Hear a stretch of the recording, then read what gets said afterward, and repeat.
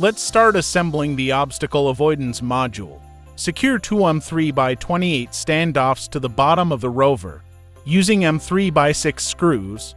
These are used to secure the bottom plate.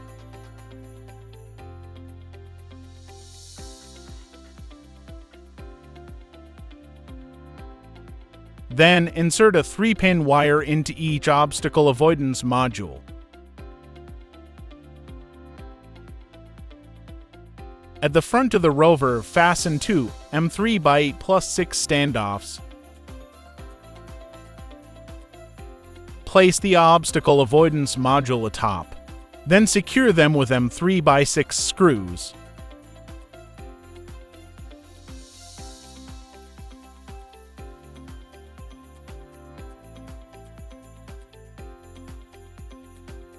Finally, connect their wires to the corresponding connectors.